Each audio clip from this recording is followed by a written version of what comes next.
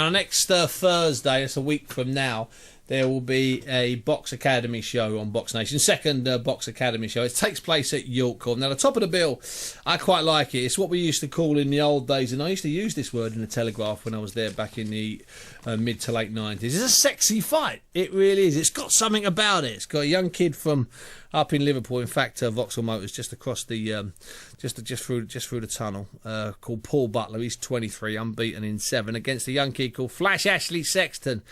He's 24. He's lost. I think he lost 2. I think something like that, if I'm not mistaken, or maybe it's 1 on 1. I'm not sure, but he's won 12, and it's the British Super Flyweight Eliminator. I think, although I think maybe it's been upgraded. I'm delighted to say that last week Flash Ash couldn't join us on the line because it was his young daughter's birthday party, and I don't know, somewhere between losing the cake and playing hide and seek and being on the floor, he lost his mobile charger. It's the usual story when a dad has to throw a birthday party for a little girl. It was chaos. And he did phone and apologise. Flash Ash, how are you?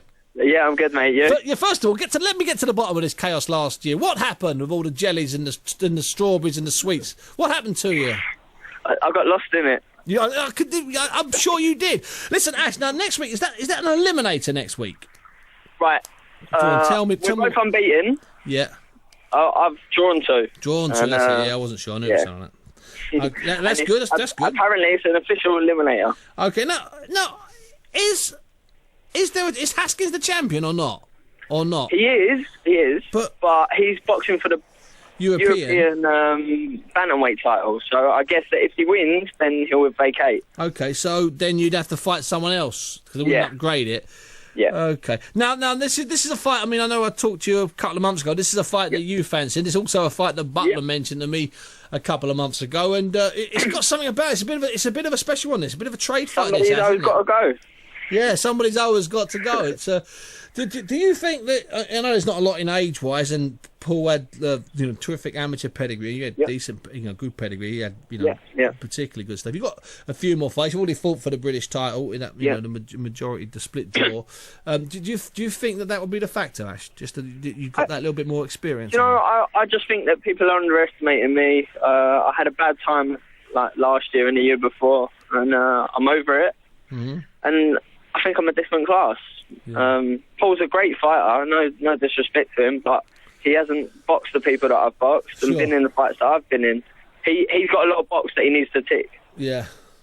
And so your feeling is that perhaps he's taking it a little bit early. I mean, I think he's looking at it and thinking... So. I think he's thinking... The same sort of way that I did with Shinny Bar. Yeah. It was a little bit too early for me. Yeah, 2 years but ago. It's cool. It's one of them fights. I'm in great condition. I'm sure he will be, and everyone watching at home are going to have an exciting fight on their hands. Yeah, plenty of fans there, Ash. Because otherwise, because this fight was... Call. Yeah, exactly. That's what I was thinking. Because I only live on Cheshunt. It's on the same train line, and it's like one road. So... You're one of those kids, and there's a lot of these kids at the moment, certainly in the sort of London area, that are attracting an awful lot of fans. Like Bullioni gets a lot of fans, Billy Morgan gets a lot of fans. Obviously, Kevin Mitchell still gets a lot of fans. Is that something that you've worked on from the start, and is it something that you're aware that sort of helps you, gives you a boost, Ash?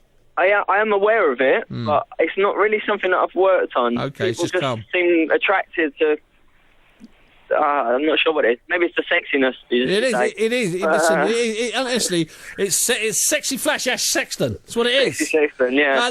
In all fairness, you do put you. I'm one of these fighters that leave everything in the ring. When you come and see me fight, I don't just tip and tap. Every punch is trying to knock you out, and it's always a war.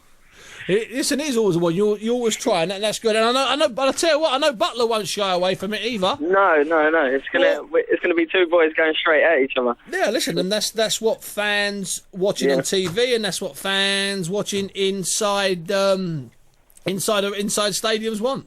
Simple as that. I thought you were going to say inside prison there. But... No. Hey, listen. And when there was boxing inside prison, I've been to the Louisiana State Prison Championships 5 or 6 years ago. And back in the 80s, there was a very famous guy that nearly fought for a world title. He did when he was released, called James Scott, fighting in New Jersey. And there was big fighting in prison. It was televised live.